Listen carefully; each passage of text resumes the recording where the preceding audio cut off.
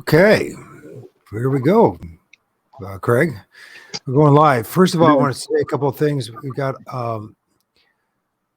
tomorrow night at 9, the Sasquatch topic PA. Josh will be joining me, and then Tex. Let's see, Texas Front Porch. Is that what it is? And he's going to be joining me. That should be fun. But make sure before I go any further, if I don't screw up everything, because I have a tendency of getting things all screwed up. Anyways, we got Craig here, Corbell, a new acquaintance and friend. And I've had some interesting conversation with him since I've got to know him the past. I don't know. When did we start talking? Well, actually, we started interacting maybe a couple of weeks ago, a month ago, and then we finally started. We finally talked last week, and then here we are now doing a show. So that's pretty cool. Thank you very much. I truly believe. Appreciate that. Are you able to hear me pretty good? Okay, can you hear me? Okay. I hear you. Can you hear me? Oh yeah, easy. Yeah. So let's see what else is going on here. Oh yeah, Vanilla. I forgot about Vanilla. It's talk to Vanilla Gorilla. That should be an interesting conversation. That should upset a few people, but hopefully not too many. And what else? Texas Front Porch. That's what it's called. Look at this real fast. He's got a Facebook page and a YouTube channel. I talked to him last night, had a great conversation with him. He's a solid man. He's a man who believes in the Lord as well and also knows what's going on and he's not afraid to talk about the whole picture. So should be a good one as well. I have a lot of respect for Tex. And there we go. So there we are now. Got that all the way. Craig Corbell, A Time of Terror. And the answer. Now, it was terrifying. Craig, he's got an interesting background. He was a bodybuilder, a health fanatic, and fitness dude and he's basically the same age as me, and is a few years older than me. And so, in the late 70s and the 80s, from Arnold Schwarzenegger and Gold's Gym and all that, it influenced a lot of our lives. It was a big deal for a lot of us back then, bodybuilding. And you actually managed to do something with that. You want to tell us a little bit about that before we get going? You don't have to either if you don't want to, but I find it interesting. Are you still there? Have him in your life. And that's true. So as you get older, you realize things and you realize, well, you made mistakes in your early life and you try to correct them. What are you talking about, man? You broke up before you got started. So when did I lose you? I hear you. I didn't hear you for a second. Yeah, I do now. Okay. So, well, you want to talk about Bigfoot, or you want to talk about the weather? I don't know if this thing. I don't know if this thing that tried to get in my camper, and I don't know if that was Bigfoot or not. I don't know. Let's talk about what led up to you. First of all, getting in this camper and what did happen. It doesn't have to be. Oh. There's a lot of things that go on, Craig. The more and more you study this, was it really Bigfoot? Was it not Bigfoot? How do we know? How do we not know? You know what I mean? So. What led me to buying a camper in the first place, because I wanted to get out of town. I had a couple toes removed from my foot from a hiking accident, and then so the doctor said stay off your feet, and so I figured I could do that, up in the woods or in the canyons around here just as easy as I could at home. And so I put a camper on the back of my truck. It was a big 86, I forget the name, but it was a big 86 old camper. And way too heavy for my little 3/4 ton pickup. So my pickup rode kind of low. and I had a lift gate on the back of it, and I had to adjust the lift gate to where, maybe 6 inches off the ground when I'm driving down the road. It- it- And sure. Hey, listen, just to let you know, actually, I just realized that the comment section is not up and running. So actually, this is just going to be we're technically not live. We are recording, but we're technically. I okay, don't know why. I don't know why it didn't set up the way. I must have did something wrong. Learning as I go with this StreamYard thing. So it will be recorded, but it's not going to be. So you don't even worry about people being around. Just chill out and have this normal conversation. Okay. yeah, of course. Okay. So, Well, anyways, that's what happened, though. I wanted to go fishing, basically, so I didn't have I don't know the gun, but I wouldn't have to look for monsters or anything, that's for sure. I had a good feeling that they're probably real because of my when I was 14, I was up camping on the Mugian Rim, and something screamed at me 2 times during the night because I pitched my tent way away from the rest of the campers, the Boy Scouts, and apparently I upset something up there, and it screamed at me, and then it came along and stomped around my tent, and then for some reason I fell asleep. I don't know if I was so afraid that I was 14 years old that I don't know if it just the stomping was definitely, it sounded like a heavy man for sure. And then so I figured, well, maybe it's one of the camp counselors, the grown-ups around there, and he heard it and came along to check on me. But I asked him the next day, and none of them came up there. I was kind of pitched on a hill along this path. So I think I upset it, but it didn't do any harm. It okay. just screamed at me, you know, scared me. No, you said it screamed at. I mean, what did it sound like? Did it sound like a traditional what people were saying? It It's sounds like a Bigfoot and all that. Well, it had been something with a whole lot of breath, lung capacity, because it was long. It started out real low pitched, I think they call it guttural. It was real low, kind of a growl type thing, and then it went higher and higher and higher and higher and higher, and it ended up. It sounded like, I don't know, a lady screaming for her life or something like that. From really deep to really high, and it was probably 10 or 12 seconds long. It screamed at me 2 times. And the second time was much closer. So that's how I got it. I kind of had a feeling that was Bigfoot, but I'm 14 years old back in 1976.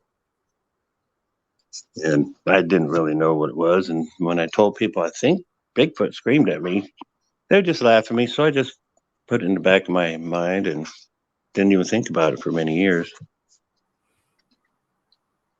So that's basically the first time I'm pretty sure it was a Bigfoot. They call that the Mugian monster. 'Cause I was up on the Mugian rim there. monster. Okay. Why do they call Yeah, it that? Is it I because was the on the look? Mugian rim. Oh, okay.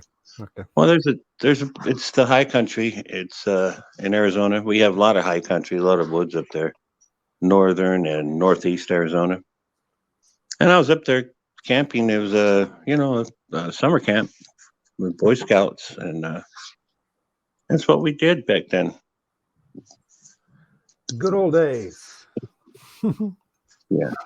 So I'm pretty sure that's what it was. I mean, I don't know anything that's got that kind of lungs on it. And it was loud. I'm surprised no one else heard. So that Well, was, that's interesting that you bring that up because I hear that an awful lot where people hear something, but then other people around them do not. What's up with that? I know, maybe they can direction project it, in a certain direction at a certain person. I don't know. Got me. There's a lot of mysteries on this topic. Yeah, it's, if there's Anyway, that certain, was, it makes you wonder if we're doing, if was it really something physical or not, and was it something internal maybe and within you and the spirit realm? Sometimes I wonder well, about. I'm not yeah, saying I it's do. I so. think, I'm not saying it's so. I'm just saying it makes you wonder if how can you could be in a location where there's other people around. and you hear this scream and this noise that you never forget, and other people around you don't hear it. We can say it's directional, possibly, well, or it could be internal, something not even directional, maybe just internal. Well, I don't know. You're in I know sync they with like. I know they like to wake you up. it. They like to mess with you. You know, I don't know if I fell asleep right away after the second one, and I heard it stomping around my tent there. And I fell asleep, and I don't know if I fell asleep out of because it was pretty scary. It wasn't as scary as the one I'm going to tell you about in the camper, but it was pretty scary back then. But I don't know if I fell asleep because of it. It made me go to sleep, or I felt comforted about hearing the bipedal steps around my camper or my tent there. Huh. I don't know. It's food for thought. Or it's or did I wonder sometimes too that the spiritual realm or these things who say they have the power or abilities to kind of put us in a daze or a stupor, make us fall asleep Yeah. themselves. They could do that, and I wonder if that's the case as well, or is it something biological, biochemical within us that if that's when we're under. It's kind of like the playing a possum type of thing, right? Where you don't really have any control over the thing. It's you end up just kind of just tuning Yeah, it out, could right? be. In order not Could be. to deal with the trauma I don't or know. potential Well, trauma. yeah, it wasn't hard for me to go to sleep that time, and but the last time back in September 2017, that's when I seen that thing, and I could go into the story if you like. If you want to discuss that right now, we could do that. Yeah, well, let's just like I said, we're not live, so we can just talk like normal, and there's no, what I mean. Yeah, go for it, man. Let's talk about this.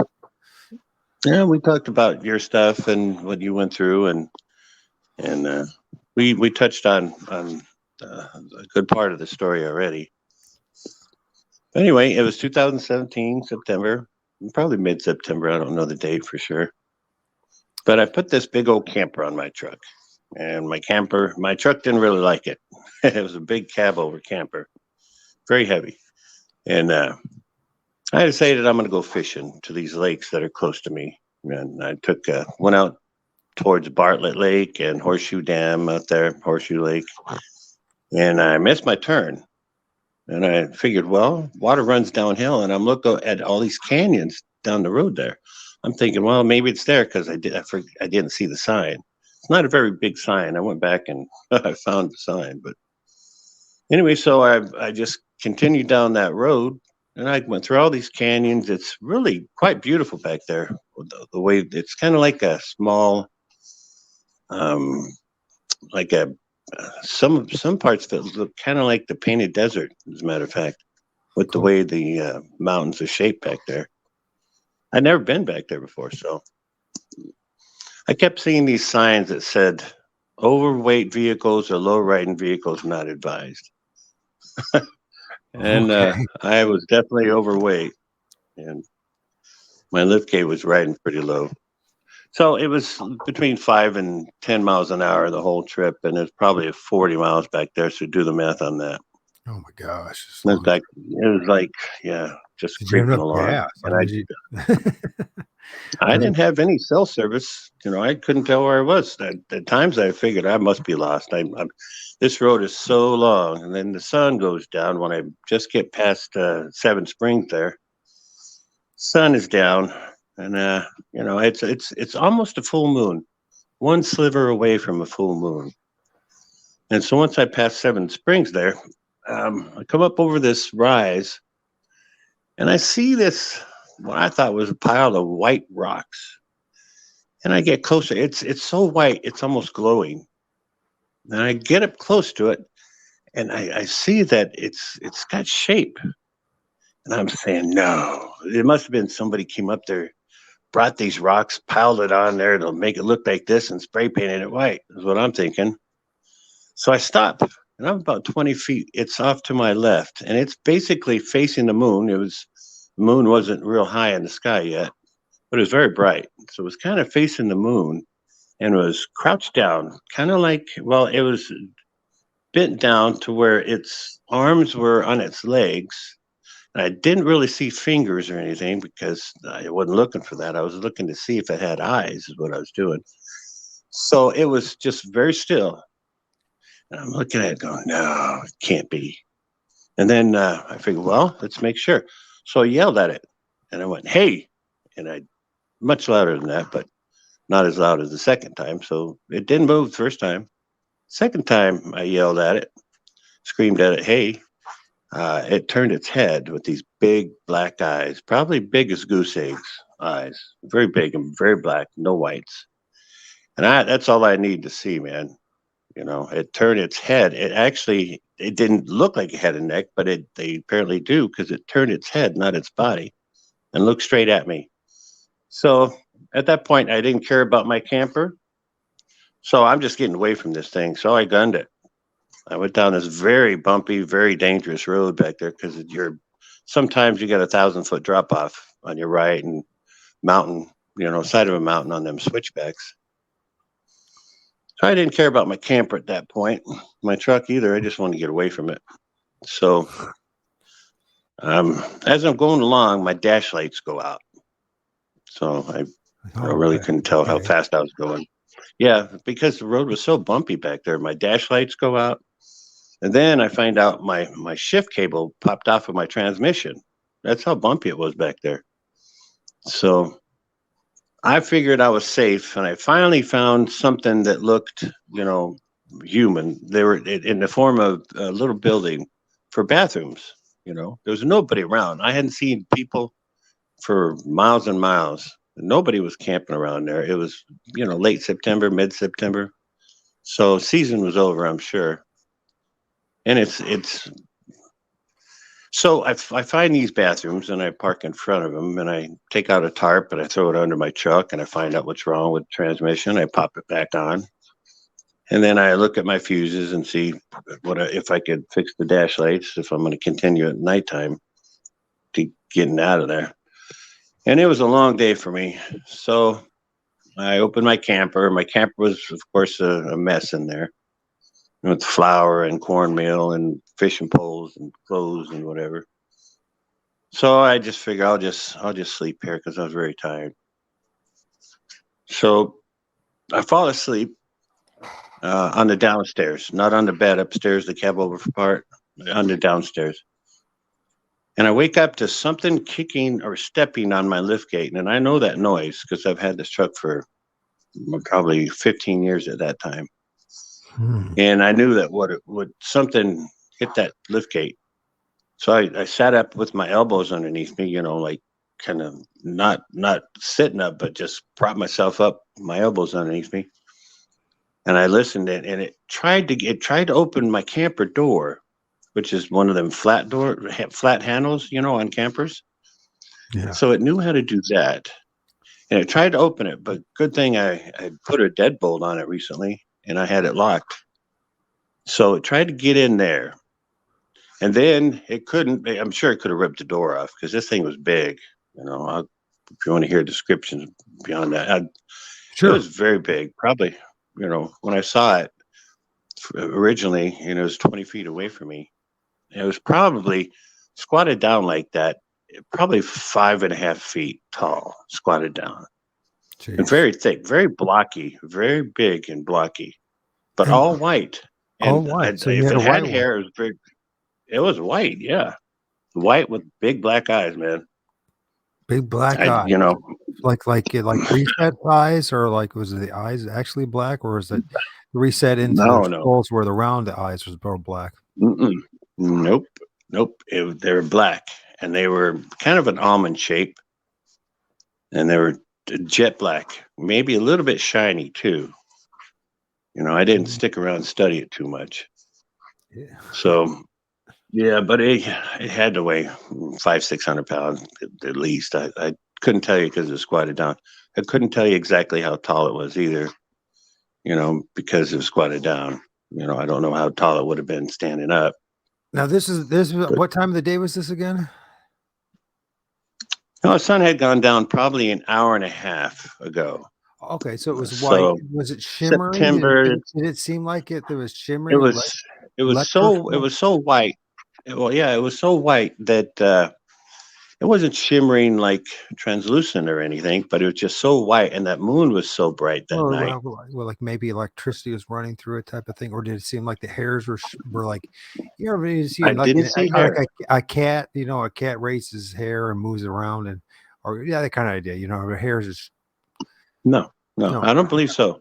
All right. At least I didn't notice anything like that. I just noticed very white, much whiter than anything that I'd seen back there. And we do have a couple of outcrops, kind of yellowish white rocks up there. Some outcrops. Hmm. It's mostly desert, canyon area. Right. So yeah, I mean, it was just Well, white. you're I not the didn't see first hair. person If to it tell had me that they hair, saw a white one. I mean, I have a buddy of mine who freaking 40 years ago, about 5 miles from where I'm sitting right now, that saw a white one. Him and a group of my friends. So go ahead. Yeah, you're not alone. did it have a dome head? Because this thing didn't have a dome head like they So he described swears Bigfoot. he swear well, he said it looked like a Bigfoot. And that's all he told me. He told me it was tall, it was white. Him and his friends were running around in a part of the area where it wasn't quite developed then. And yeah, they were just playing around and running around at night. It was probably about 12 o'clock at night. They were camping out in their backyard, right? And they decided to go run around the neighborhood, right? Cause them trouble. And then ended up running into a white one. He said it was tall. He said it was about 9 foot tall. He didn't give him too much more detail. Actually, I ran across him when I was actually Bigfoot researching in an area, and he was hanging out with his parents, just going for a walk, right? So, anyways, this was 5 years ago, so I don't even know where he's at now. But the point being, and all that, you're not alone in seeing a white one. So, and I'm just trying to figure out, the time of day, because Yeah, the sun had been down and the moon had been up. The moon wasn't real high in the sky though yet, and you know how it is when it's lower in the sky, it's much bigger and a lot of times much brighter. So I mean, I could actually see out there without my headlights. I mean, I saw this thing very clearly, and I could see the brush, and the brush is pale, like a pale green or gray, at nighttime. And these roads are very, very, dirt, and the dirt turns into powder back here and on the roads and dirt roads in Arizona. I don't know about Iowa, but back here they do. I live in Ohio, so I don't know about Iowa either. So, No, that's what I meant. Yeah, that's what I meant. Anyway, so this thing tried to get in there. It tried to open the little door handle on what's the my difference, door. anyways, right? No, probably nothing. So it tried to open the Nothing. door, and then it didn't open. So it slapped the back corner on my. I was sleeping on the passenger side of the bed, and it slapped the back driver's side of the camper. Then it drug its hand along the side of it, and I'm sitting there going, "Man." I was trying to hold very, very still. I didn't want it to know where I was in the camper. I didn't want it to reach in one of the windows that were just, they're open. Just the screens were, between me and the outdoors right then. All right. And I didn't want it to know where I was, and I was scared, man. I mean, it's a kind of scared Quite that you real. don't come across. It's much more than just afraid. Is I it mean, like it's you pure feel dread and trapped. terror? Is it like pure Yeah, dread and terror? yeah. It is Yeah, like, I would like I told you before. I equate it to, let's say you're bound up and there's a crazy guy with a gun to your head, very unpredictable, and you're hopeless and helpless right then. Yeah, I equate it to that because I was trapped in my camper and I was very, very frightened. And you don't know what these things are capable of doing. Did it want me to come out and have lunch with it, or did it want to eat me? I don't know. So I was terrified. Yeah. Sounds So then, yeah, sounds very I sat familiar. like that. Yeah, I sat like that for a good while. I don't know, maybe a couple hours. I just listening very intently on anything else come along, and it didn't. So after probably 2 hours, I got sleepy again, and I relaxed a little, and I went back to sleep. Well, then I wake up. I don't know how long because I was asleep. I don't know how long later it was, but I fell asleep, and then I wake up to my camper's moving, and it's rocking back and forth. And I look up, and I could see I'm near a dry creek right there, and I could see these trees over there, and I could see some brush. So I looked out the window a little bit, and nothing was moving. So it wasn't the wind moving me around. So then I thought, well, maybe I was kicking in my sleep and the camper's just rocking. So I held myself real still. And it actually got worse. And then here you go. My springs are starting to make noise, and you know, and I'm so scared at this point. I start getting mad. You know, I figured, what's got to be that thing? What else would it be? So then I start getting mad. And then I get really mad, and I slapped the side with the back of my hand on the camper where I was sleeping there.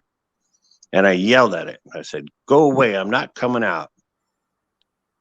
And then I don't know if it stopped then, but right after that, it dawned on me to call on Christ. I've heard about this, you know, that people had called on Christ in certain situations. So I did. I called on Christ, and I said, "Lord, please surround me with your angels." And I'm calling on the blood of Christ. And it stopped. I didn't hear it walk away, but it had to have gone away, you know, but it stopped. My camper stopped. And it was, I mean, things were starting to move around the truck. It was making me go side to side. It was pretty bad. So then it stopped. It all Uh, stopped right then. Because I was so mad. I probably would have came out the back door if it didn't stop. At that point, you know, you're already feeling like you're doomed. right, So what have you got to lose? You know? right, right.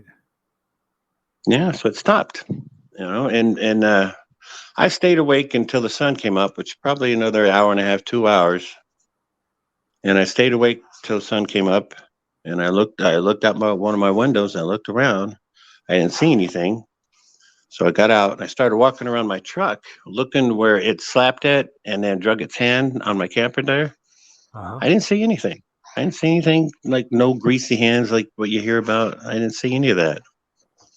And I walked around my truck all the way around it one time. Then I thought, well, let me look for tracks. Well, if there were any tracks, would have destroyed them, but I didn't see any there. And it wasn't until when I went back, like a week later, and I found two tracks that were I couldn't put it on anything other than something very heavy. Well, you see the in the picture there, that's one of them. That's it. Okay. It was much bigger than my 12 size shoe. I didn't see any tracks. I didn't see any handprints on my truck, and it's a long, dusty road back there. You know, I don't know why. I didn't see any. I didn't see any tracks. So I got in. Well, as I'm walking around the second time, this old man with the orange like ATV. He was working. He worked for the service back there, whatever Right. capacity. I didn't ask him, but he come up and we started talking. And I asked him. I said, "Do you have any big critters back here?" Because I'm not going to come out and ask him if there's some monsters back there. You know, so got anything big critters out there back there? And he goes, and he stuttered on his words. And he goes, we got bear. That's baloney. There's no bears back there. No, no one ever claimed to see a bear. A cougar, maybe. I've seen one big cougar back there, and no bears. There's no bears back there. There's some cattle. Well, you come across cattle when you're driving back there, but no bears. Nope. So no, I just didn't go into any further with him. I just asked him how to get out of there and back on the highway and get out of there. You know, and he told me it was about 9 miles more. and I was on the right road because I thought I might have been lost.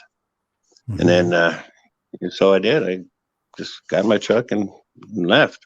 I actually finished my. It was 3 months camping that year. I finished my camping um, up by Prescott. Then I went up to the Mugian Rim and the lakes up there, and then I went over to the White Mountains Apache Reservation and stayed a couple weeks at Big Lake. I fished every day. But that was the only real up close encounter I've ever had. It was Well, scary I'm too. impressed. I'm impressed you kept on camping. So good for you, man. Most people were just packed up and went home, and right, you kept on going. That's good. Uh, what time it is 2017? What time of year was it again? Fall. It was September for sure. So it's interesting Yeah, because it was I mid had my September. major encounters in 2017 as well, and there was something going on that year. There was the major solar eclipse, and there was the alignment of the planets about the same time. I wonder if it has anything to do with that. Maybe, maybe not. Well, I have a theory about these things. I mean, I know. Well, I've heard, and we've all heard about the Mugian monster. A lot of people have heard it and seen it. Um, and that gets cold up there. Some of it gets a lot of snow. Some of it doesn't get a lot, but it gets snow and cold. I think they come down in the fall from the high country, and then they live in the canyons near springs. Natural springs, so they have good water. And there are a few, deer up there, not very many, and javelina, and plenty of that. And then maybe they take a cow or two, occasionally. I don't know, but that's the time of the year I've seen it, you know. And I've heard a lot of Well, people talk about fall. They see them in the fall time. what the it's something that size with a calorie intake that would be necessary to maintain itself. Um, it's makes you wonder what are these things actually living on. Makes you, there's, Yeah, of course, we go to the 411 thing and all that kind of jazz, but there is an enormous amount of children that go missing and people. I don't know if there are things. Now, a lot of people, the thing is, there's no evidence that these things are actually involved with it. Maybe there's some kind of, yeah, who the hell knows, right? Because there's no answers. But the one thing is, there is an answer is about the fact that when you were going through this ordeal that it left an impression on you for the rest of your life, that you call upon the name of Jesus and it stopped. Now, did that when you did that, that stopped? How were you at that time? Were you still like under that dread and fear even after calling upon it in the well, name of Jesus? when you get that scared, Could last. well, me personally, I mean, it turns from fear to anger because what Oh have you yeah, got to lose?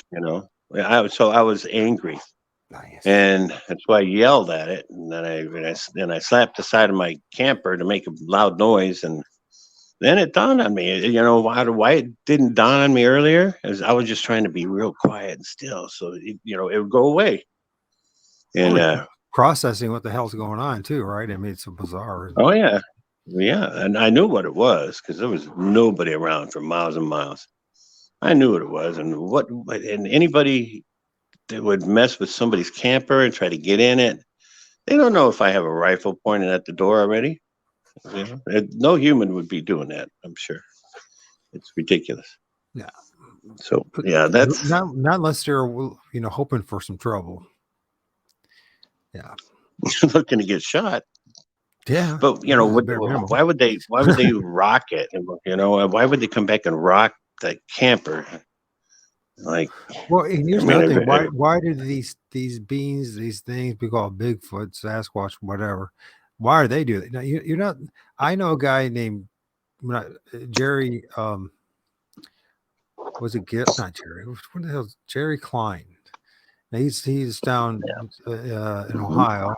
I know him personally. We used to be acquaintances until I don't know. He just issues a lot of anger issues on his part, but I hope he's doing well. But he had, I don't know if you heard about his encounter, Hmm. which is quite. I did. It floated around the internet for a while. And we called the police and all that. He basically said the same thing was going on with him, except he was drinking and all that, so he wasn't quite in the right Mhm. state of mind, and it continued with him, right? So he was totally terrified and It did. paranoid. I heard his, yeah, I heard his phone call to the 911 operator and how he was. And yeah, you could tell he was intoxicated, but you could also hear the camper shaking and being banged on and stuff like that too. You know, Right, there that's was right. So audio. I'm not saying it wasn't real what happened to Jerry. What I'm saying is that you had the very similar circumstances, but you both handled it differently. Where he called upon the police, you called upon the name of the Lord. It stopped for Yeah. you. It didn't really stop Yeah. for him. You know what I mean? I But get. I wish it would have dawned on me the first time it was there. You know, trying to get in my camper and slapping it and stuff, kicking well, my lift gate or stepping on it, one or the other, because it was lowered. You know, I had to lower it to just put that big old camper on there. I don't know, but well, this is I another thing wish I would too. have What called I on noticed Christ's from dad. my experience too is call upon the name of the Lord, and then it's like uh, part of it is like you went back to bed. It's kind of like you shut down. You just shut down because instead of because you're in this hyper state, Yeah, right? Awareness, right? adrenaline rush. Yeah. Hmm. And when you're in that Yeah, state and that's true. there's nothing you can do, it seems to be, but I'm not an expert on this, but from my own personal experience and a few others, that once you call upon the name of the Lord or something like that, you put it in the God's hands, that this all stops, and then you just like, I'm just going back to bed type of thing, which is an interesting way to respond to it. It's almost like, okay, I'm going to recharge myself because if I stay focused on this whole thing, it's just going to it's going to be bad for me, my own psyche. You know what I mean? My own sanity. And, I'm tired. I've been up all night and all that. And I need some sleep. So I find it interesting. Maybe you don't, but I find it very interesting how you responded to that because I think it's actually a very healthy way to do it. Now, most people would say otherwise, but I think if it stops, you can't do anything about it. You put the trust in the Lord. Well, the next best thing is, and another thing to do would be to go run out there and scream, yell at them, which I find is very reasonable as well, and then and call upon the name of the Lord and rebuke them, um, and the name, in the name of the blood of the Lord. Um, but eventually, then it's like, okay, what do I do? Because now your mind is spinning, your adrenaline is rushing, Hmm. your That's true. every neuron in your myelin sheet in your body is sparking off. So I think what your Yeah. body does naturally is to go into a semi comatose state to go to sleep, even if it's for like a half an hour or whatever, to recharge. You know what I mean? Yeah, well, it's that burst of adrenaline, and then the aftermath. You know, it's kind of like giving a kid a chocolate bar. That person gonna be hyper and moody and whatever, and that's whatever it does to them. Caffeine, I guess, does that to children. Like my daughter was a monster occasionally if I give her a chocolate bar, Right. and Or, she would fall asleep after she had her fit. And that's the adrenaline dump, then the crash afterwards. I right. think that has a big part of it. But the second time, um, the second time it was there messing with me, there was no way I was going back to sleep, and I just thought I'm just going to sit there and wait till the sun comes up. I did not go back to sleep, so it was a pretty long night, And I'm sitting there going, "Is it going to come back? Is it going to come?" And I Yeah. was so Yeah. grateful that it stopped. But then I Yeah. was sitting there going, "Is it?" You're thinking it might come back still, so I was Yeah, vigilant it's that on that. hyper awareness. You're like, it's coming around, it's around the corner. Is it coming around the corner? Was it over there? Where's it at? Where's it at? Where's it Yeah, at? Where's it at? You yeah. know what I mean? It's hard to, um, but I mean, did you take a nap after the sun came up and after you walked around, or you No, just, no. okay, I just got in my truck and got out of there. Yeah. okay. I didn't, I just figured I want to get as far away from this thing as I can. I went to another primitive campsite up there by Prescott for a couple weeks and nothing happened there. Maybe That was they pretty fun. realized you were going to call in the name of the Lord, so they said, screw that. There's a Yeah. possibility in all that. I mean, as bizarre as that may sound to people that haven't had this experience that you're talking about that I've had, Hmm. it's obviously they recognize, they recognize the name of Jesus more than human beings do for some reason. That's my observation. That's my own I, anecdotal experience. They seem to recognize the name of Jesus more than anything else. I mean, you can I call think upon. they're afraid of it. I think they're afraid of it. That makes me wonder: are these things are they natural? Are they demonic? You know, because they're afraid of it. They leave. At least in my case, it did, and I've heard it with other people too. So I think it might just be afraid of it. And why would it be afraid of it if it's godly? Or if it's just Like, some I think. man-made construct and an imaginary person that somebody made up a long time ago just to create religion.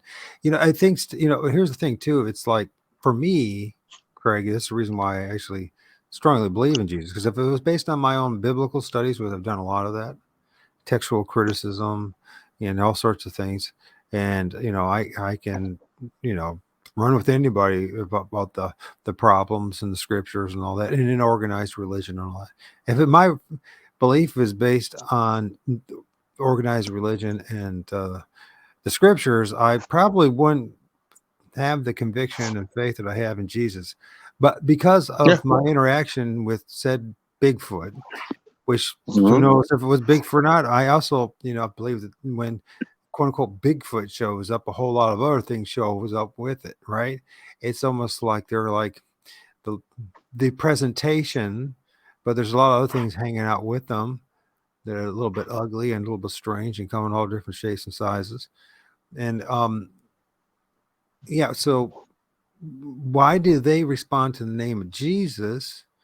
And it wasn't to just like the Heavenly Father, or if it was just like to Horus or Hermitis or Sophia or a million other things, right?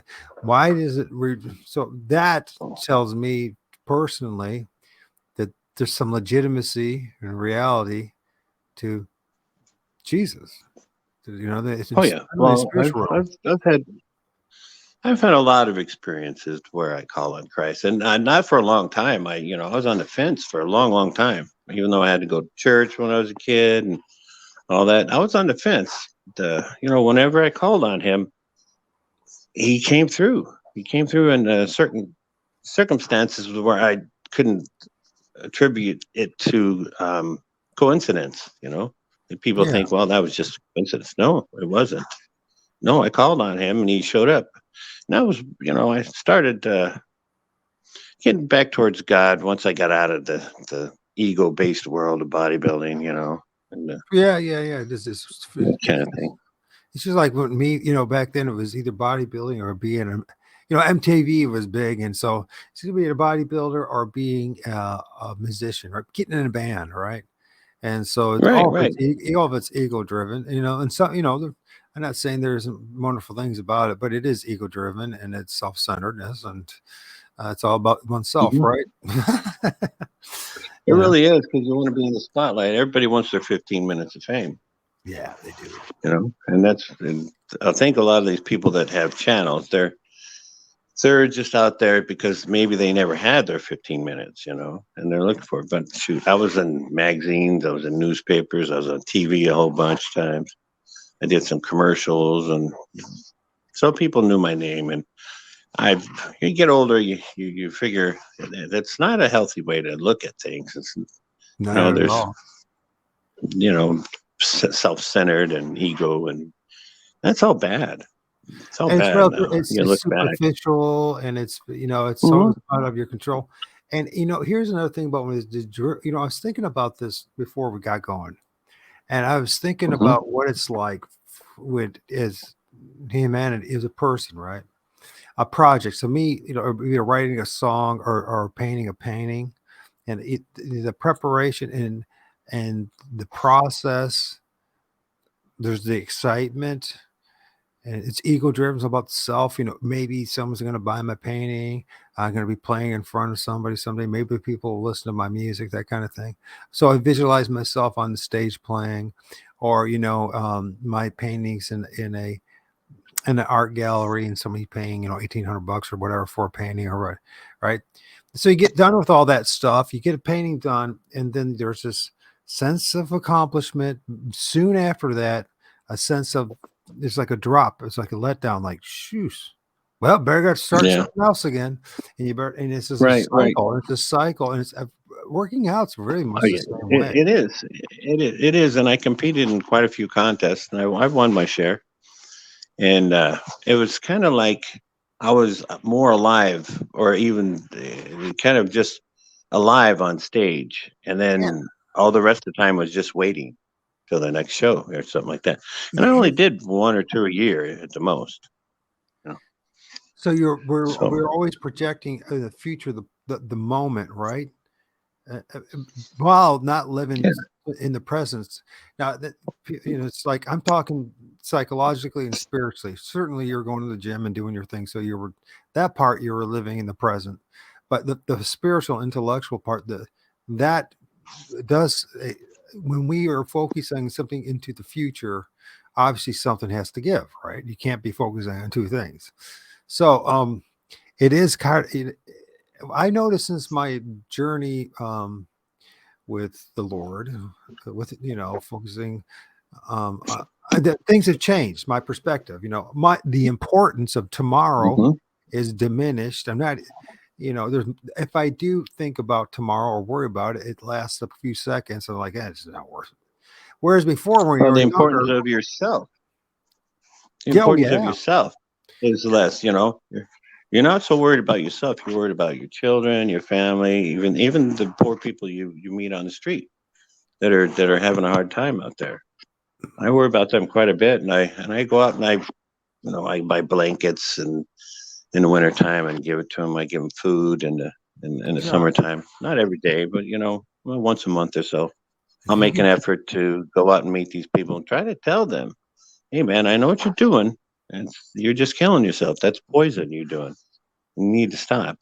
I'll give them some money, but they got to listen to me a little bit. Sure. Well, I understand that. Well, it's good that you actually, are willing to help them out and think about others. It's you know, and you have the capacity to do that. That's quite admirable. I think. I imagine you're not doing it at all for any kind of recognition or whatever. It's kind of like we're doing now. You know what I mean? I'm I'm not going to kind get paid for of, this. Be lucky that well, you have. I'm, I'm hoping well, in a certain way, I'm hoping I make brownie points. So when I do see the man, so when I die, I get to see Jesus or God, whoever shows up. I'm hoping that I made a few brownie points on that. Sure. I guess I can understand that. It's not that selfish, though. I mean, I really do genuinely, want to help these people. If I Well, found the right one, let me I'd ask you this, Craig. Do you really, when you go out and do that, are you thinking about making brownie points with God, or are you just doing it no, because it's the no, right thing to do? So that's no. what it You comes you down to. don't, You come to a you don't. point. No, It's no longer a performance. You know what I mean? Like on the no, it never stage. was. Well, I'm just talking on the stage, whether it's for me Oh in yeah, music or no. art or for you in bodybuilding, it's all about a performance, Yeah. performing for others. But Oh something yeah, it is. happens spiritually and psychologically when you start just doing the right thing just because it's just the right thing to do. You know what I mean? It's just, and here's the It thing. is. It is. It actually bothers you not doing the right thing. Instead, you know what I mean? You have a conscience now, and it's like That's right. you drive by and there's a guy with a sign saying he's looking for money, and you drive by and you go, and I've done it several times. And I'd say that I'm anything great because I'm not, but I was like, man, I feel so crappy for not giving him, at least a buck. I would go back and give him a buck, just because Yeah. it's just because I don't want to live with. Part of it's because I don't want to live with knowing I didn't Regret. do the next That best thing. regret. And that Yeah. part, yeah. So That's right. it's Well, I feel for these people quite strongly because I've been there. I've been on the street. I wasn't doing drugs, but I had some hard times. I was sleeping in my truck or in the back of my truck or sometimes at a bus stop or I was out there, man.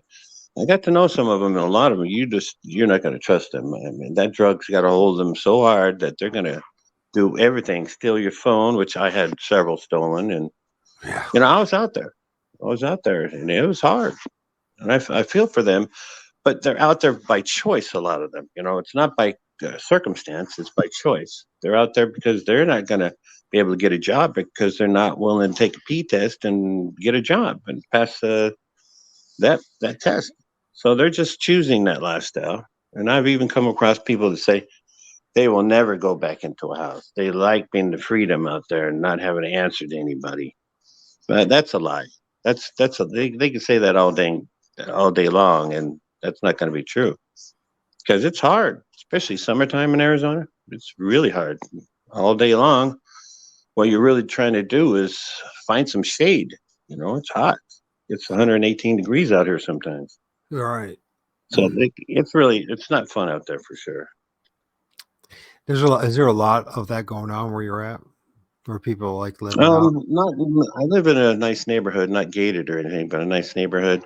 But you go half a mile to the south, and you bump into a bunch of homeless people, and yeah, I mean it's getting worse now that the immigrants are coming across the border, so you see a lot more people out there, and prices, rent prices have doubled in a lot of cases. I know. Mine went up 525 just in August when I signed the last lease.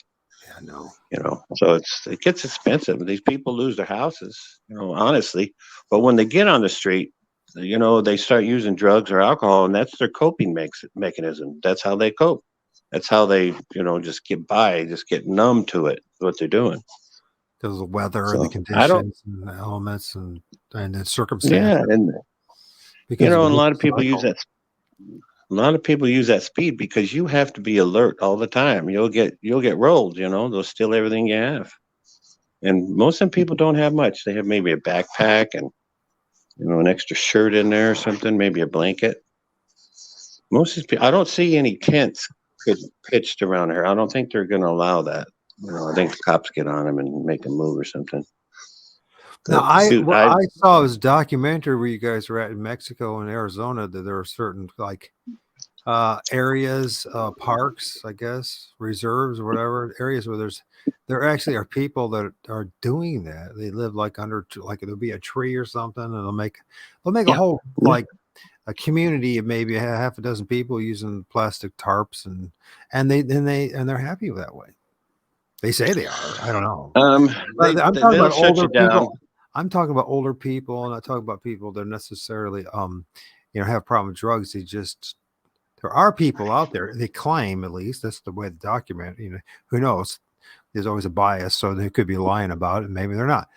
There are people out there around where you're at that really enjoy. I mean, I remember when I was living in Northern California in Chico, and they had that Chico. They had the second largest municipal park outside of Central Park in New York City, right?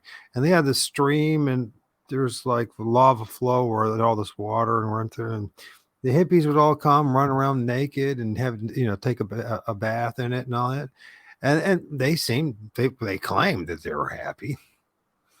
They seemed to be happy. Because they're high. No, because they're high. They're high on Sure, something. that's true. No, it's hard out there because a lot of times there's no facilities. So where are you going to take a bath? Where are you going to shave? Where are you going to go to the bathroom? That gets difficult because if something's going on, you got to run behind a dumpster or something. That's not fun. I mean, it's Some people, I guess, no way to live. if you're young, I guess, and you don't, you can maybe perceive as an adventure in the back of your mind. So, well, I can always, you know, conform or come back into civilization. But here's another thing too. I think that if you don't have this, what they talk about, abiding faith in Christ. I'm not talking about religion now.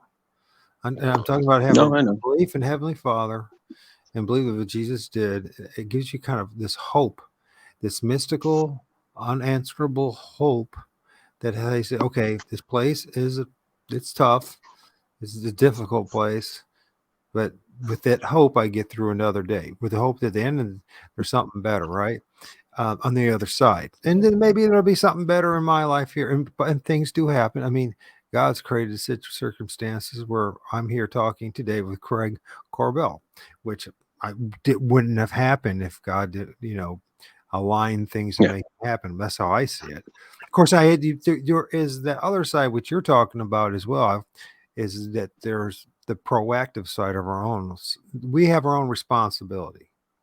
If we want things to be more tolerable in this miserable place, we do have to be reasonable and have proactive um, intent and behavior, and not just think, well, if I just pray upon God, but I'm gonna get high and keep on screwing up. I mean, consequences. You gotta still pay the piper one way or the other, right? So you might as well let God. Yeah. Well, yeah, but when you're talking in that situation, they call alcohol spirits for a reason. And Exactly. these now the drugs are much more powerful and much more of a spirit than alcohol is. I think so. So you put those, you put that, your mind isn't thinking about God ever when you're on drugs. You're out there, you're going to your primal, and you're going to survival mode is what it is. And a lot of these people, I never stole anything when I was I never bummed a cigarette. Oh, I wasn't smoking. I never bummed a nickel from anybody. I mean, I had one time. I was sitting there talking to my buddy, and we're outside of this convenience store, and we're trying to figure out how to get $2 a piece so we can get on the bus and go down and get our Obama phones. Is what we had to go on way on the other side of town. Right. So we're sitting there. We're talking about God, and God provides. I swear to you, this guy walks out of the convenience store. He had a 12-pack of Coca-Cola in one hand and a bag of ice in the other. And he comes out and he goes, "Hey, you guys homeless?" And my buddy goes, "Well, I have a place over here, but my friend's homeless." And he drops his Coke in his bag of ice, and he hits his hip, pulls his wallet out, and tries to hand me money. I swear I couldn't even look at him. I had to walk away. Tears start coming down my eyes because we were just talking about God provides, and right then he comes out, and we're looking for $4 to get on a bus. Right, we're really broke. Right. So, I mean, eventually I took the $5 he was handing me, but man, I had to wipe my eyes, and that just we still talk about that. I've had other things happen out there too that you're not gonna, you know, it's not gonna happen to you while you're sitting at home watching TV. You have to be out there to experience things, and many other things happened that were good. Well, not all good, but a lot of good stuff did come out of that learning to cope. Well, and be self-sufficient out there. It's a different way of life. Yeah, and it brings me back to what happened to your camper, then what happened with this guy who ended up giving you the money you need for to get on the bus. Mhm. It's like to me, I'm starting to get a very strong impression, although God is a spirit, Heavenly Father, we're talking about is a spirit, right? But there's a whole bunch of other spirits. There's good spirits and there's bad spirits. There's angels and there's demons, this whole kind of thing. And I wonder if he uses, this dualistic system and these two different perspectives or two different branches, and I'm just being extreme now Of course about he it, does. Of course he does. to wake us up. Well, this whole existence on Earth here is a learning experience. Right. And I told you about my buddy that you want me to tell that story so people can hear it? Sure. About my buddy dying and from an overdose, and then um, he goes up to heaven. He goes through a tunnel, and he goes up to heaven, and he's sitting there with his dad, and he said it looked like a picnic table, and there were other people around him that looked familiar, but he just he didn't know their names. But he's sitting there with his dad and his grandfather, and they're cracking jokes and stuff, and it's beautiful. He loves it up there, and this big bright light comes up to him and says, "Can you come with me?" So he gets up and he goes with this being. He said it was Christ. He said he pretty sure it was Christ. Either way, but this being takes him off a little ways. I don't know how far. He didn't describe that part, but and in front of him was a big screen type thing. He said, and in how they say your life flashes before your eyes. Well, that's what it was doing, and this being was showing him his life, not the little things like you went to the store, you got a Coke, whatever, not those things, but the bigger things. He said, And then after he watched it, like kind of like a movie, I guess. And that being, he said, was Christ. He said, no. And that being said, are you happy with what you've accomplished? And he said, yeah, that's cool. Yeah. And he goes, are you sure? And he goes, yeah. And don't send me back. I love it here. It's so warm. No, I have no itches. I have no headaches. I have no problems. It's beautiful. I want to stay. And he said he argued with Christ about this, and Christ was telling him, no, you have to go back. You have to learn more. There's more for you to do, more for you to learn. So you have to go back. So he found himself back in his body after a little while. And I have no reason not to believe this guy because he's very Christian now and very smart, does the right thing. Yeah. So I have no reason to doubt him at all. But that's why I figure this is a learning planet. This existence here is for us to learn. And I believe once you learn, you're supposed to teach. Well, Because there's a reason we're still here. You The say reason it's a something place else to we have to learn. do. Well, you say it's a place to learn. What is it that we're supposed to be learning? Well, that's it. I mean, you have to experience it to know. I mean, I imagine once you've experienced everything that you're supposed to learn and experience, then you die. Then you go back to see our Lord and Savior. You get to live there. We're basically back to what I was saying earlier about this, using these different, as far as the spiritual realm, or these different entities, or Bigfoot. So we have Bigfoot, that we call it Sasquatch and all that, used a lot of times to wake people up, terrorize them, right? And to experience what true terror is, true evil is, and all that kind of stuff, right? And then other times, you hear other people that say it's the greatest thing in the world, but whatever, also this just it's to recognize all the many different facets of creation, right? That there's good and evil, there's darkness, and there's light, there's day and night, and et cetera, et cetera. It's a very dualistic system that they put us in, that God's put us in. I think so. And so I think so. None of us have all the answers. Not even a sliver of knowledge of for sure knowing. Maybe that's part of the mystery of life. I think this whole place, the whole life, is the mystery school. You hear about mystery schools all the time. Say that your life is the mystery school.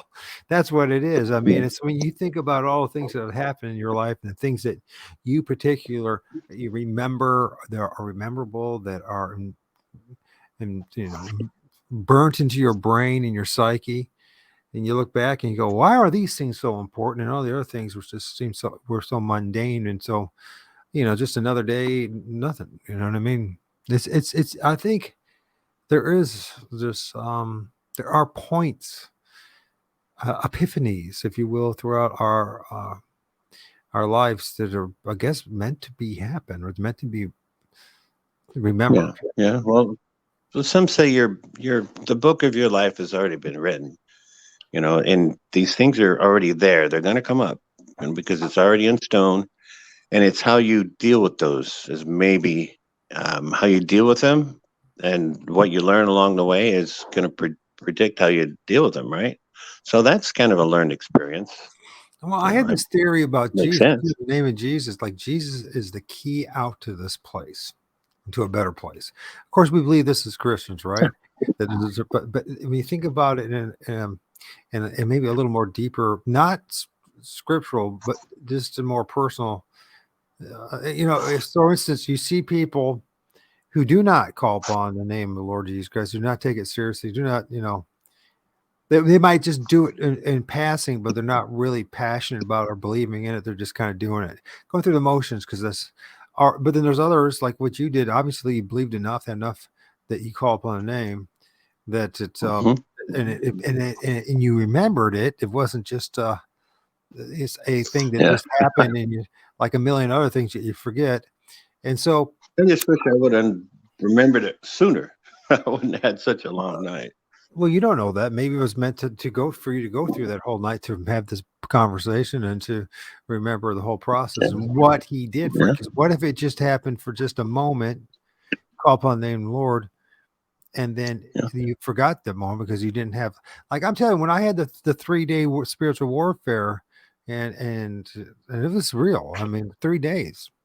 and I then believe the you. beginning and the end, um, and to, yeah, it's so burnt in my brain. I can't, when I hear all this stuff, all the contradictions, all the things that people are throwing at me about how Jesus could not even be a real person. This is all made up. This is some kind of Roman propaganda. On it goes. I'm like, yeah, but that was 3 days, and you can't take that from me. You can rationalize everything, and it could be quite reasonable. To my ear, at this point in my life, and people might say this is sacrilege, but look, if the Bible ever existed, I know Jesus is real because of my Yeah, experience. yeah, a creator, no matter what his name is, there is a creator, of course.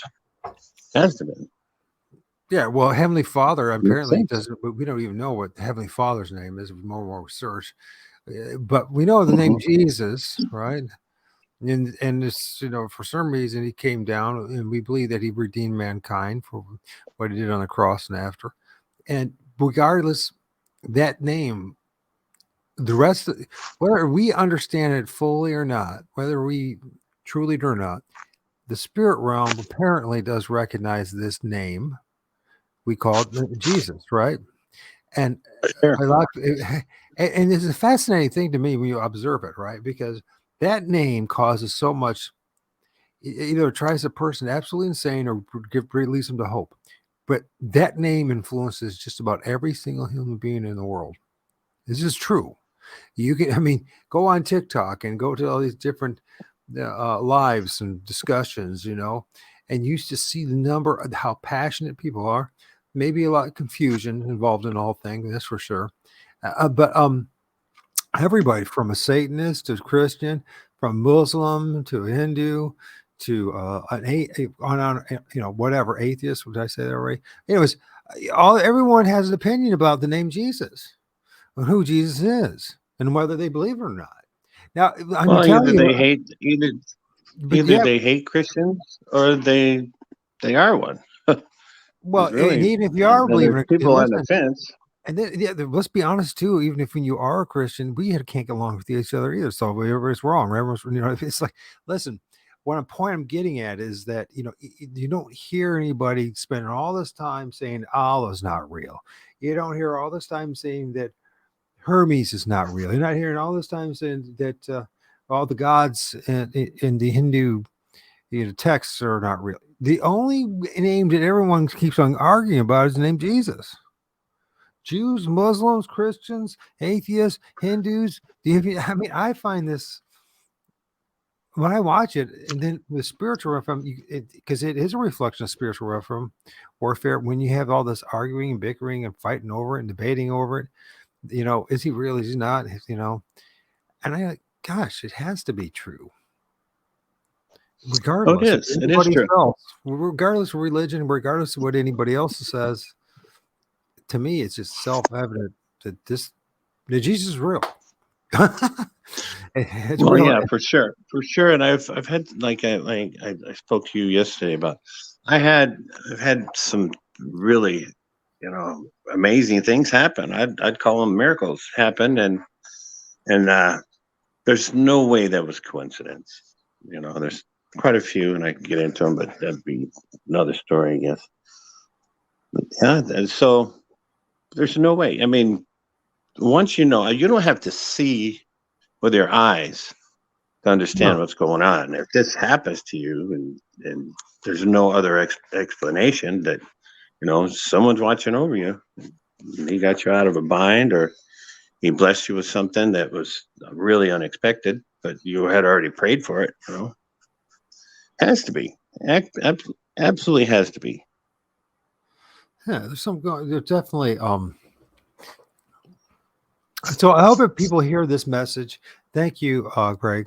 Um Hmm. I gotta get at some point here I gotta start getting ready for I have my son today, back to the Wednesday thing. So I was having it on Okay, that's good. Tuesdays. So you gotta, get him, kids can be off school for a couple hours.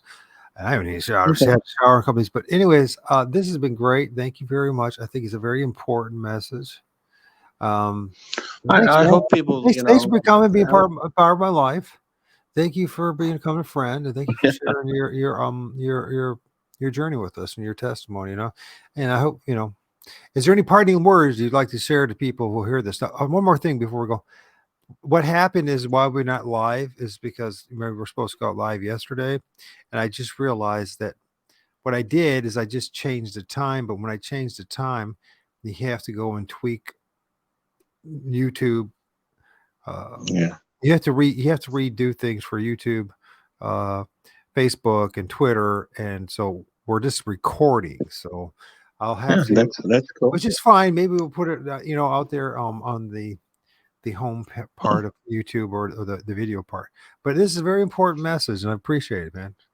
I do. Because Yeah, I'm glad to be here. Yeah, and I think what I'd like to say is, I don't want anybody to absolutely believe what I have to say. It's not my job to convince anybody. It's not their job to absolutely believe what I say, but just keep your mind open. Things could happen. Keep your eyes and ears open, and things very well could happen. And yeah, just let's don't go close back. your mind because Let's go it back to wasn't on the nightly news. Sure. Let's go back to Jerry's experience, okay? Because I do remember now that Jerry did, and Jerry, he's this guy who believes in God. He says he does at least, and I do think he did actually pray during that night what was going on. But why did it not work for him, but it worked for you? It was under But the spell of that alcohol. I think so. I think that the people don't Mhm. realize the power of that. Yeah, everybody knows about you get drunk and You're inebriated. when you're high and you're drunk, you're compromised because that poison is nothing good for you. I've had my time with alcohol, but Yeah. and I figured out it's poison. It's not your buddy, so don't get too used to it. Well, and here's Go out and have a beer with your buds, like, but don't go crazy. yeah, yeah. Hmm? And I was like, when I was, you know, during the 13 years of me being diagnosed with MS and dealing with the pain and all that kind of stuff, our neurologist said, after we gave up on all the MS meds, he said, why don't we try the medical marijuana thing, right? And I'm not talking about the CBC, the CB or C, whatever the hell that is, CBD or whatever the hell. CBD, yeah. Yeah, 'cause I still use that once in a while to help me sleep, but smoking marijuana. So for 2 years I did it, right?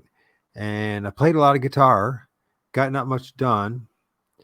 Um, and what I also noticed is during that time period that my ability to interact with the spiritual realm and God pretty much diminished. It was gone.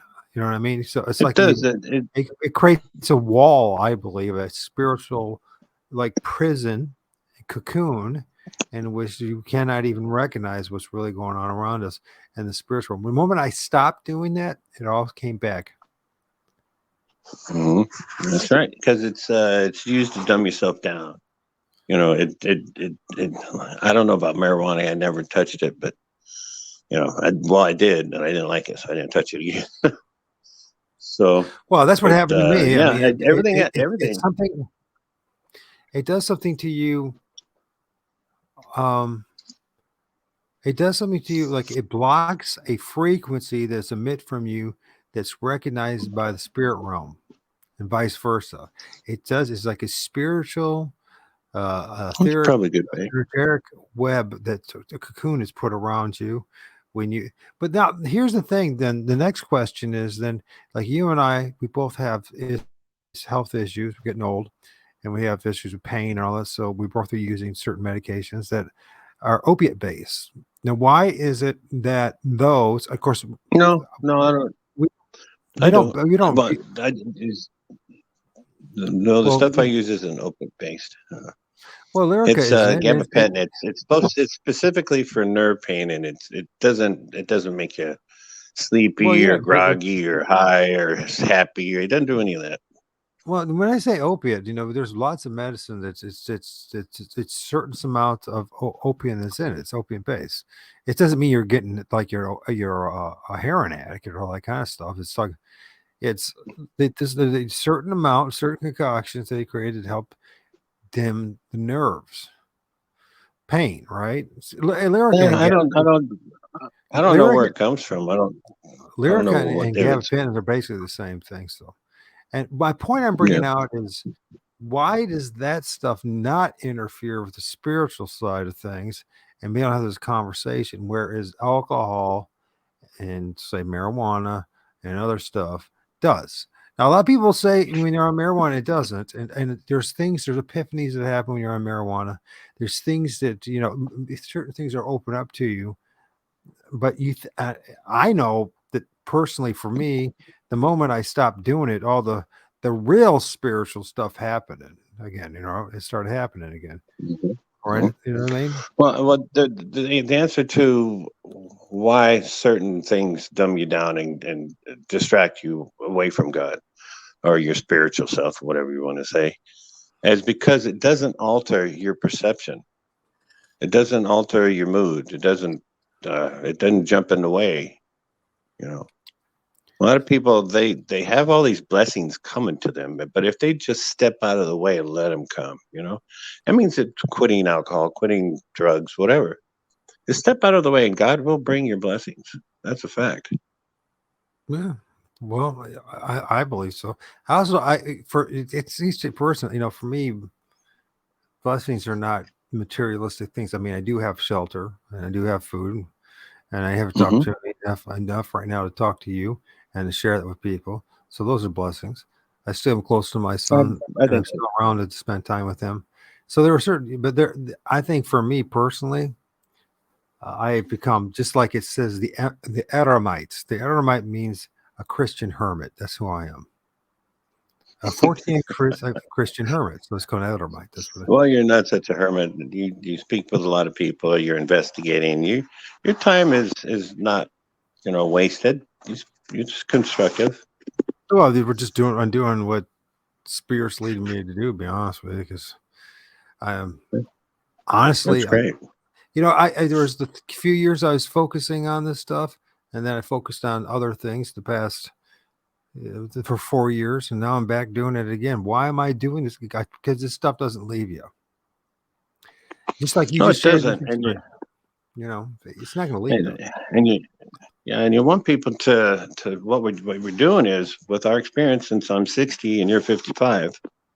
Well, we're sharing our experience. That's a form of teaching, and then that's part of why we're here. All right. It has to be. It's a learning place and it's a teaching place. You try to um, tell people this is what I've learned. You don't have to believe me, but this is what I've learned, and just keep that. Keep your mind open to it. And it's, Because may you're not someday, alone. If it's nothing more may than someday you come across a monster and you got to call on Christ. Well, yeah, maybe this conversation saves somebody one day from the monster, because or those things are monsters. if you start calling on them right away before it even gets to that point, that's another thing that is That's right. discovered. Right. So even if That's right. the times that I've gone out and field research in the past, I'm talking to God. A lot of times I go around and also there was a time actually I was so pissed off at what they did to me. I went around and actually rebuked the damn things. I went around and just you damn in the name of Jesus Christ. And I broke down some of the tree structures and all that. A lot of people said it was terrible. Hey, maybe it wasn't the right thing or doing that, but it also expression to them said, listen, I ain't putting up with this crap. I don't care if you guys exist or not. You don't mess with me. But they were feeding off your fear. I do believe they feed off your fear. I mean, if Oh they yeah. if they're mad at you, if they're mad at you, these things are big enough. They could have ripped my camper in half and just got me. And I think as long as I was afraid, it was around. Once I didn't, once I wasn't still afraid, I got mad and I called on Christ. That thing boogied. It wasn't there anymore. So I Yeah. think once you're afraid, they sit there and they feed off of it. I believe so. So that makes them in I a wonder in if a bad light, because it's like demonic. I would say. when you're in fear, I don't know if it's for you, but for me, it runs down my spine in the back of my head, right? Your shoulders down your spine, like it's like an antenna, like they feed off that one point. And when you call upon the name of the Lord and you shut it down and say, I'm not focusing on you guys. I'm not afraid of you guys. Even if you're there, I'm That's not right. afraid of you guys. And you Mhm. allow that frequency to be shut down within you. It's like yeah, it's a fascinating thing. It's like I know when they're there because I can feel it in the back of my neck. I can feel it running down the top of my spine. And you know what I'm saying? It's like when people talk about the Yeah. hair in the back of your neck raises, the figurative speaking. It's like that idea, you know, and it's like, okay, are they around? Heavenly Father, in the name of Jesus, you know, tell these things to go take a flying leap, and if they need to send them wherever they're going to do, Right. and I'm moving on, you know, let's focus on something else. So I think that's, you know, Right. I think what happens too a lot of times until people learn out this skill, you know, you'll stay so focused on the fact that they're around you, they're terrified, you're paranoid and terrified that you're just like you can't let go of what the reality is. The thing was these things are always been around us. I do strongly believe that there are localized spirits. There's ones that are associated with us, familiar spirits, and there are regional spirits, and all the way up, you know, the chain of command, right? As they talk about Yeah, there. powers and principalities, authorities, and all that kind of stuff in Ephesians 6 through, those at 10 through 12, 9 through 12, whatever. Anyways, yeah, I do. It's clear that that's what's going on, and so, and once you realize that they are all around us, Yeah. And sometimes, you can feel them. I started having an eerie feeling once I passed that creek that those springs create. There's a creek down there that you drive through. It's got concrete that where you on the road where you go through the creek.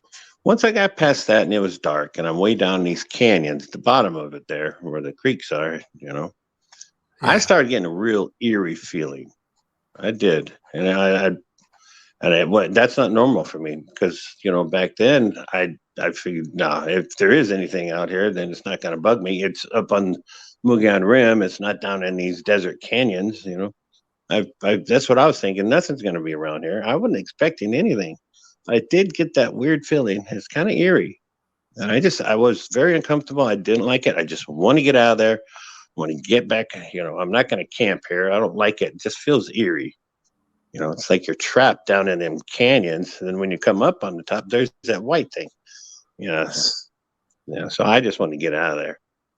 My truck wouldn't have broken down then. Then I wouldn't have stayed. I figured as a crow flies, it's probably 5 miles away from where I saw that thing for when I finally stopped by the bathrooms over there. But, you know, on them twisty, turny, rocky, switchbacks, it felt like, felt like an hour I was driving, but once I slowed down, it was only 5 miles an hour, 10 miles an hour tops. yeah. But I did. I got that feeling. I got the feeling that I don't want to be here, and that's not usual for me. I felt very safe out there up until that time, Hmm. and now I won't go tent camping, not unless I'm in a well marked campsite with a lot of other people, here and there. I'm not gonna go out there and do that again. No, no. As a matter of fact, no, I didn't send him, but my girlfriend's son, he's probably 33 at the time. Him and his girlfriend went out there, and I told him where to go, and he went out very close to where I saw that thing, and they brought two AR-15s, and she had a Jeep, and they set up. They were going to spend the night out there. They were right next to a canyon, real deep canyon too, and they were right next to that, and they had a campfire going, and then they started hearing this screaming coming from way down in that canyon. The scream. It was long and loud. I didn't really describe it more than that, but it was a scream. So they got them ARs and they had a bunch of clips. So they let off a clip each, and the thing wasn't deterred at all. It got closer, they said, and the screaming got closer and closer and closer. They ran out of bullets, packed up a boogie, came home. He showed up over at my girl's house. I answered the door, and his eyes were white as saucers, man. Yeah, He said, "Yeah, you were right," because he didn't believe me at first. He went out there and found out for himself. There's nothing to mess with back there. that's very interesting. Hmm. Yeah, that's Makes you true. think of the canyons too. Well, hey man, I'm gonna let you go, man. Thank you, Yeah, Craig. cool. We're gonna end this recording, and hopefully this Cool. is so. Well, you Um, go have a good day, buddy. Yeah, maybe we should end with some music, the traditional. Okay. You So wanna here, you wanna call me back? We'll discuss this and see. I don't know how do we do. I mean, hopefully, people the yeah, message gets out there. I'll call you later tonight. I'm supposed to talk also with Mark, the guy that you told me to talk about. He's supposed to talk to me tonight. Oh, cool. Cool. Mark Mark Smith. Smith. Yeah. Yeah, good guy. He's a real good guy. Here we go.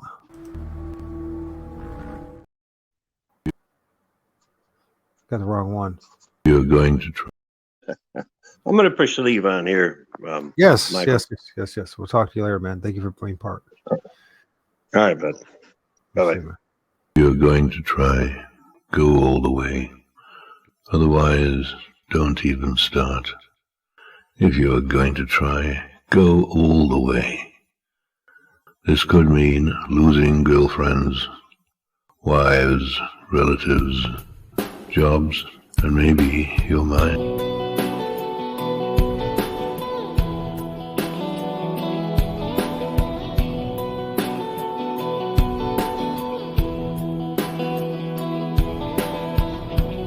If you don't know, you should take it slow. Are you searching? Is it hard to find? If you're broken, running out of time, what you don't have is only peace of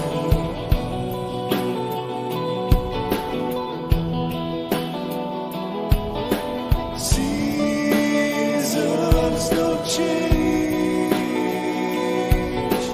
who we are. The good is gone, but there's nowhere to go.